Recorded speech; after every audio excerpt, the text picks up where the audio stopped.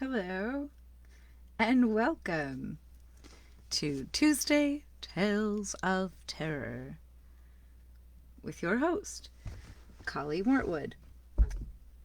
Seems very bright.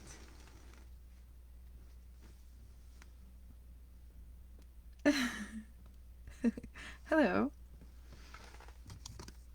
That was our co-host, Cleocatra.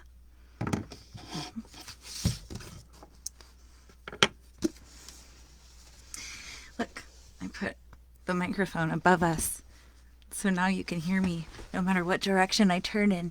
You can still hear me. Also, happy Valentine's Day. Today is a very special day for a lot of people for different reasons. When I was teaching yoga, I would teach about the 5 love languages and about how to show them to your friends and family, but also how to show them to yourself.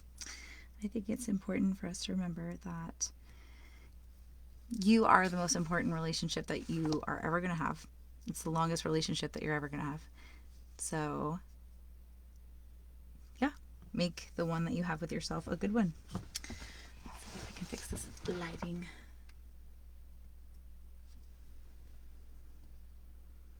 I look like a ghost. It's fine. We're just going to live with it. I don't know. Anyway, I give up. Chapter 3 of Neil Gaiman's The Graveyard Book.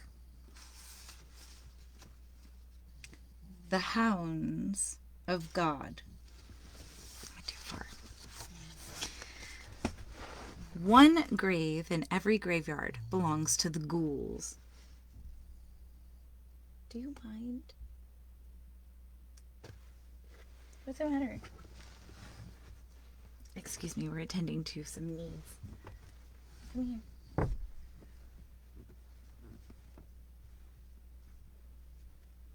I love you. Oh, she's chaos. Okay. One grave in every graveyard belongs to the ghouls. Wander any graveyard long enough and you will find it. Bulging with cracked or broken stone, scraggly grass or rank weeds about it, and a feeling, when you reach it, of abandonment. It may be colder than the other gravestones, too, and the name on the stone is all too often impossible to read. If there's a statue on the grave, it will be headless, or so scabbed with fungus and lichens as to look like a fungus itself. If one grave in a graveyard looks like a target for petty vandals, that is the ghoul gate. If the grave makes you want to be somewhere else, that is the ghoul gate. There was one in Bod's graveyard. There is one in every graveyard. And then we have some illustrations of ghoul gates. See, there's like a spirit. Yes. Yes!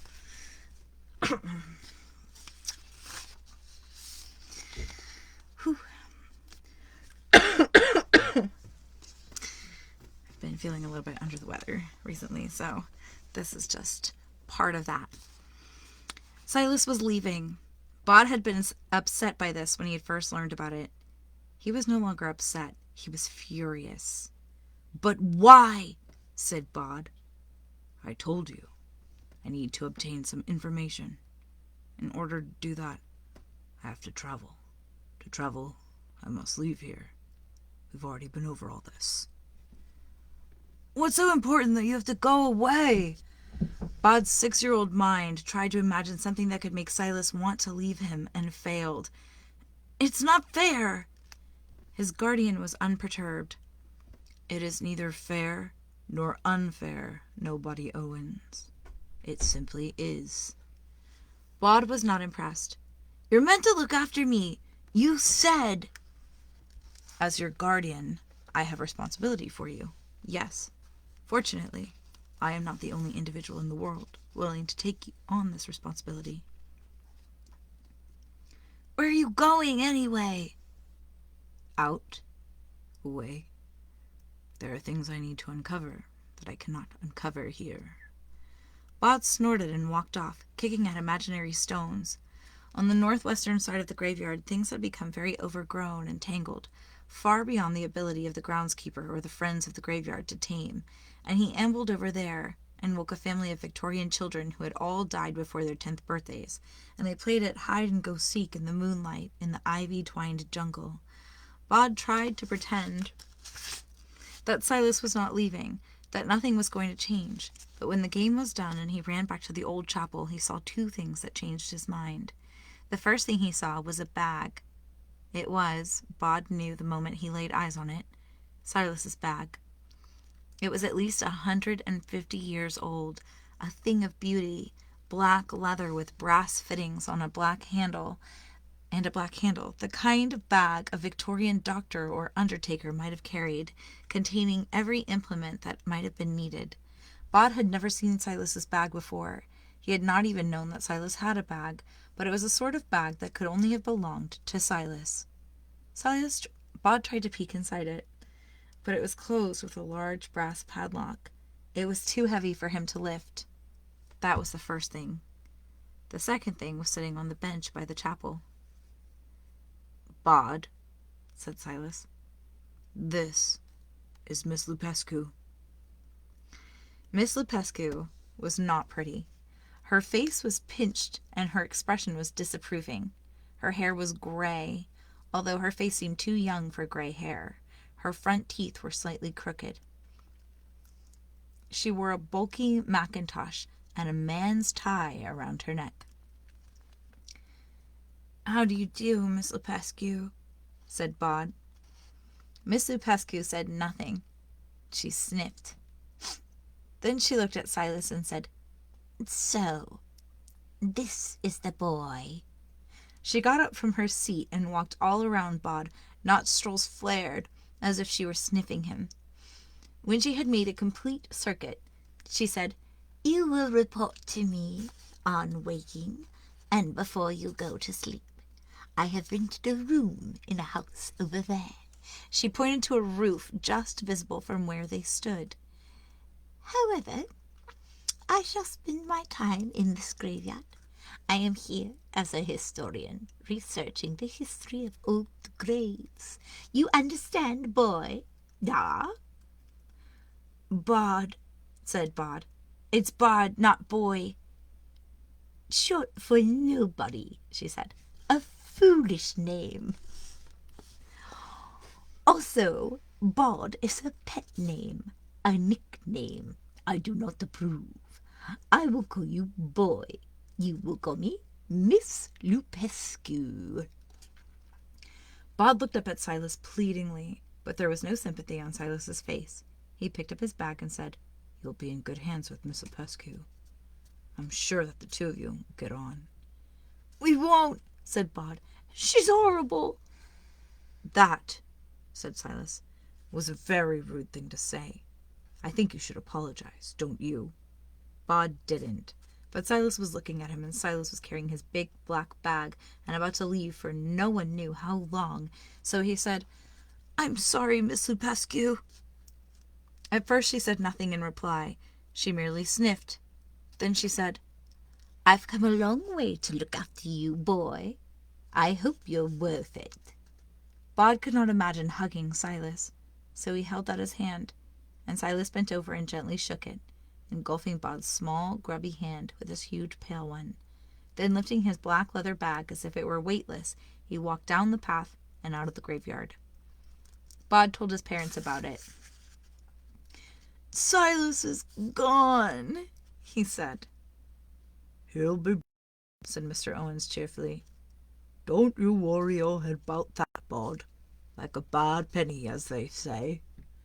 Mrs. Owens said, "Back when you were born, he promised us that if you had to leave, he would find someone else to bring you food and keep an eye on you. And he has. He's so reliable." Silas had brought Bod food, true, and left it in the crypt each night for him to eat, but this was, as far as Bod was concerned, the least of the things that Silas did for him. He gave good advice, cool, sensible, and unfailingly correct.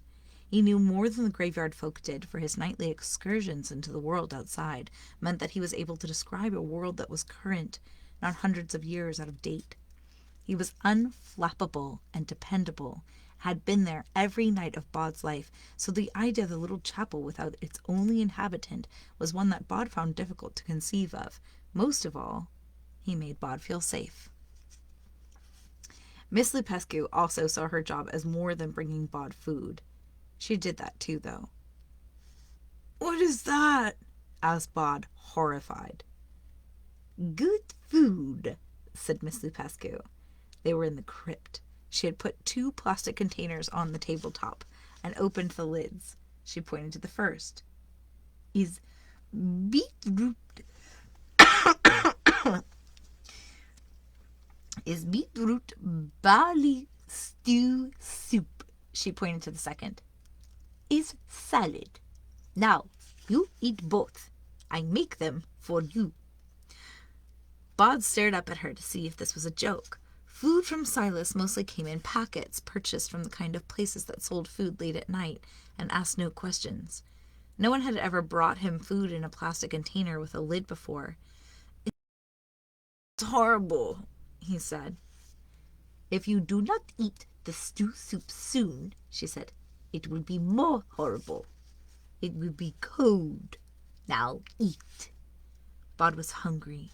He took a plastic spoon, dipped it into the purple-red stew, and he ate. The food was slimy and unfamiliar, but he kept it down. "Now the salad," said Miss Lupescu, and she unpopped the top of the second container.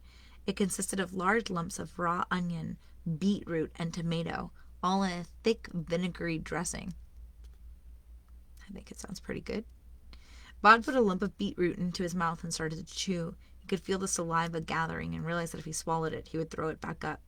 He said, "I can't eat this." "It's good for you." "I'll be sick." They stared at each other. The small boy with tousled, mousy hair, the pinched, pale woman with not a silver hair out of place. Miss Lupescu said, "You eat one more piece." "I can't." "You eat one more piece now, or you stay here until you have eaten it all." Bod picked out a piece of vinegary tomato, chewed it, and choked it down. Miss Lupescu put the tops back on the containers and replaced them in the plastic shopping bag. She said, "Now, lessons." It was high summer. It would not get fully dark until almost midnight. There were no lessons in high summer. The time that Bod spent awake he spent in an endless warm twilight in which he would play or explore or climb. "Lessons?" he said. "Your guardian felt it would be good for me to teach you things." "I have teachers. Letitia Burrows teaches me writing and words, and Mr. Pennyworth teaches me his complete educational system for younger gentlemen with additional material for those post-mortem. I do geography and everything. I don't need more lessons." "You know everything then, boy. 6 years old and already you know everything." "I didn't say that." Miss Lupescu folded her arms. "Tell me about ghouls," she said. Bod tried to remember what Silas had told him about ghouls over the years. "Keep away from them," he said. "And that's all you know, da? Why do you keep away from them? Where do they come from? Where do they go? Why do you not stand near a ghoul gate? Eh, boy?" Bod shrugged and shook his head. "Name the different kinds of people," said Miss Lupescu. "Now." Bod thought for a moment. "The living," he said. "The dead." He stopped.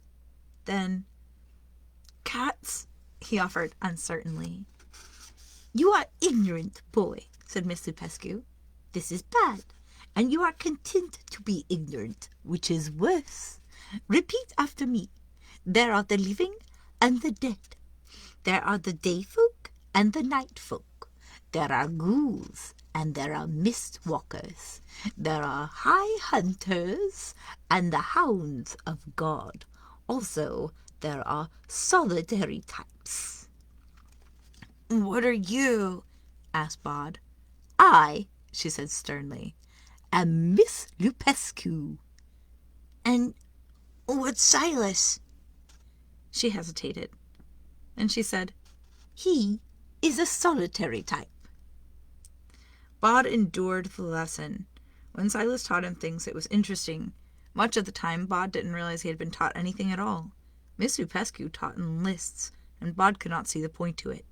He sat in the crypt, aching to be out in the summer's twilight, under the ghost moon. When the lesson was done, in the foulest of moods, he fled. He looked for playmates, but found no one, and saw nothing but a large gray dog, which prowled the gravestones, always keeping its distance from him, slipping between gravestones and through shadows. The week got worse. Miss Lupescu continued to bring Bod things she had cooked for him. Dumplings swimming in lard, thick reddish-purple soup with a lump of sour cream in it, small cold boiled potatoes, cold garlic-heavy sausages, hard-boiled eggs, and a gray, unappetizing liquid. He ate as little as he could get away with. The lessons continued. For 2 days, she taught him nothing but ways to call for help in every language in the world. That's important. This is so important. And she would rap his knuckles with her pen if he slipped up or forgot. By the 3rd day, she was firing them at him. French! Au secours! Morse code! SOS! 3 short dots, 3 long ones, 3 short ones again. Night gaunt. This is stupid. I don't remember what a night gaunt is. They have hairless wings, and they fly low and fast. They do not visit this world, but they fly the red skies above the road to Gulheim. I'm never going to need to know this. Her mouth pinched in tighter. All she said was, Night gaunt. Bod made the noise in the back of his throat that she had taught him, a guttural cry like an eagle's call.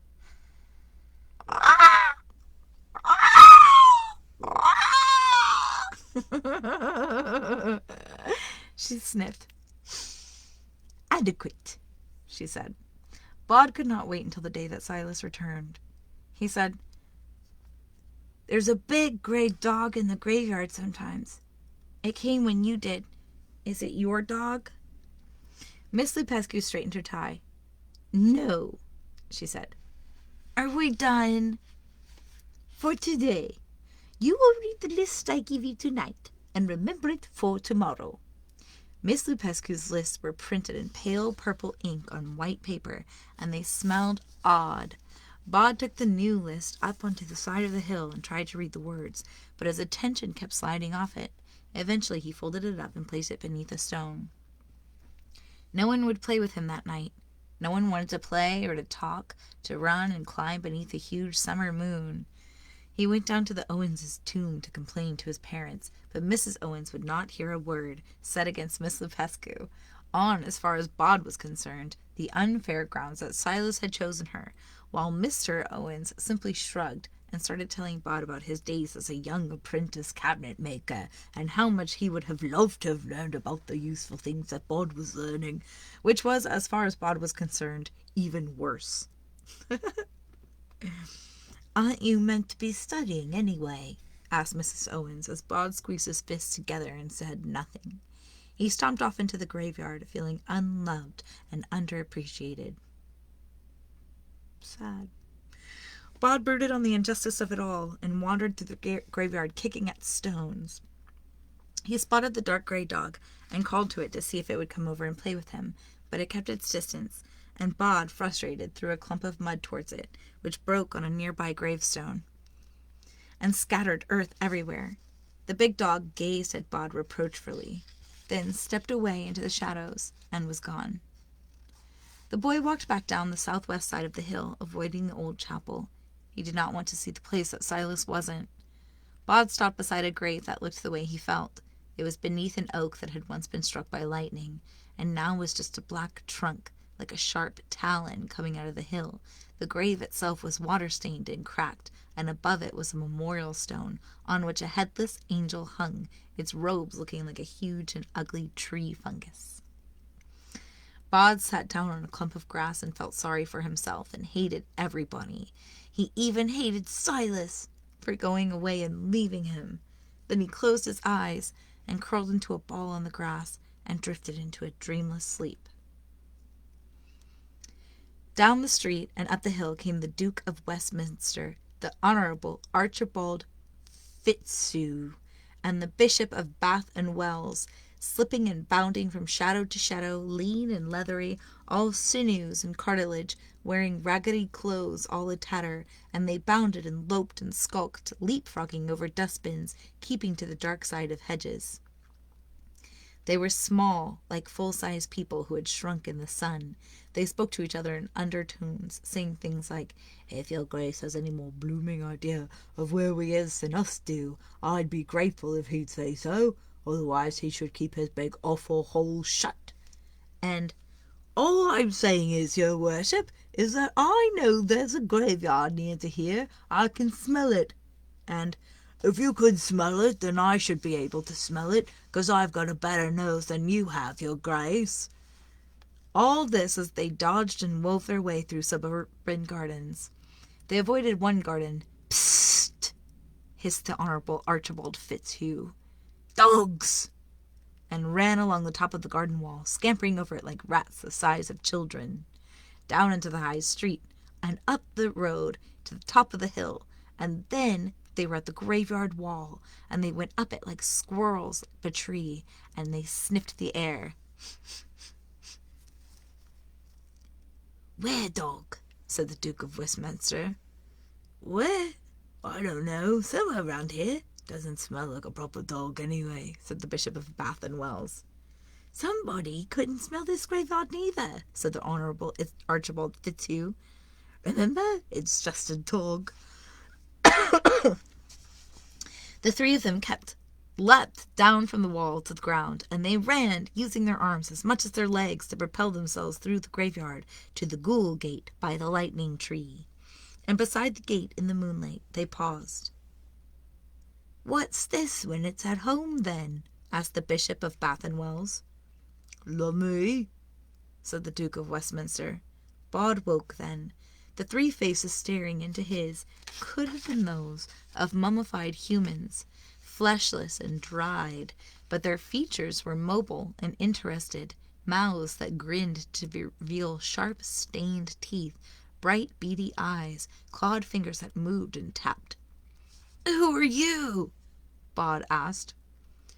"We," said one of the creatures. They were, Bod realized, only a little bigger than he was. "Is most important folk, we is. This here's the Duke of Westminster." The biggest of the creatures gave a bow, saying, "Charmed, I'm sure." "And this is the Bishop of Bath and Wells." The creature, which grinned sharp teeth and let a pointed tongue of improbable length waggle between them, did not look like Bod's idea of a bishop. Its skin was piebald, and it had a large spot across one eye, making it look almost piratical. What a fun word! Piratical. Piratical. Like a pirate. I love it. Oh. "And I have the honour to be the Honourable Archibald Fitzhugh, at your service." The three creatures bowed as one. The Bishop of Bath and Wells said, "Now, my lad, what's your story, eh? And don't tell any porkies. Remember that's how you're talking to a bishop." "You tell him, your worship," said the other two. So Bod told them. He told them how no one liked him or wanted to play with him, how no one appreciated him or cared, and how even his guardian had abandoned him. "Blow me down," said the Duke of Westminster, scratching his nose, a little dried-up thing that was mostly nostrils. "What you need is to go somewhere the people would appreciate you." "There isn't anywhere," said Bod, "and I'm not allowed out of the graveyard." "You needs an old world of friends and playfellows," said the Bishop of Bath and Wells, wiggling his long tongue. "A city of delights, of fun and magic, where you would be appreciated, not ignored. Bod said, the lady who's looking after me, she makes horrible food, hard-boiled egg soup and things. Food, said the Honorable Archibald Fitzhugh. Where we're going? The food's the best in the whole world. Makes me tum rumble and me mouth water just thinking about it. Can I come with you? Asked Bod. Come with us? Said the Duke of Westminster. He sounded shocked. Don't be like that, your grace, said the Bishop of Bath and Wells. Have a blinking heart. Look at the little mite. Hasn't had a decent meal in he don't know how long. I vote to take him, said the Honourable Archibald Fitzhugh. There's a good grub back at our place. He patted his stomach to show just how good the food was. So, you game for adventure? Asked the Duke of Westminster, won over by the novel idea. Or do you want to waste the rest of your life here? And with bony fingers he indicated the graveyard and the night. Bod thought of Miss Lupescu and her awful food, and her list and her pinched mouth. I'm game, he said. The Duke of Westminster gave a guttural squawk and pretended to be scared. Oh! And Bod and the three of them swung down the wall of graves with the two new creatures in pursuit. What? I think we missed a page. Oh, we did. I'm game, he said. His three new friends might have been his size, but they were far stronger than any child, and Bod found himself picked up by the Bishop of Bath and Wells and held high above the creature's head, while the Duke of Westminster grabbed a handful of mangy-looking grass, shouted what sounded like, Skag thag kabag, and pulled. The stone slab that covered the grave swung open like a trapdoor, revealing a darkness beneath. Quick now, said the Duke, and the Bishop of Bath and Wells tossed Bod into the dark opening, then leapt in after him, followed by the Honourable Archibald Fitzhugh, and then, with one agile bound, by the Duke of Westminster, who, as soon as he was inside, called out, Leg corridors, to close the ghoul gate, and the stone crashed down above them. Bod fell, tumbling through the darkness like a lump of marble, too startled to be scared, wondering how deep the hole beneath that grave could possibly be, when two strong hands caught him beneath the armpits, and he found himself swinging forward through the pitch blackness. Bod had not experienced total darkness for many years. In the graveyard he saw as the Dead Sea, and no tomb or grave or crypt was truly dark to him. Now he was in utter darkness, feeling himself being pitched forward in a sequence of jerks and rushes, the wind rushing past him. It was frightening, but it was also exhilarating. And then there was light, and everything changed. I think we're going to stop there. So, yes, we have quite a long way to go in the remainder of chapter 3. And I think that's as good of a place to pause as any. Well, thank you so much for joining me this evening for our continuation of the Graveyard Book. And I hope that you did have a day full of love. Even if it was just reaching out to your loved ones and letting them know that you're thinking of them. Or if it was really special, maybe you got a card or something. Maybe you did something for you. I don't know. Like I said, you're the most important relationship that you're ever going to have. And you're in it for life. So, anyway, I love you. Thank you for being here. And I am looking forward to next week. I'm going to put a little pencil mark so we don't forget where we were. And, yeah. Tuesday, Tales of Terror. That's it. I'm sorry. I'm distracted. Let's sign out. Stay spooky, right? Little peace. a little love. I love you. A little sending love your way. Bye, friends.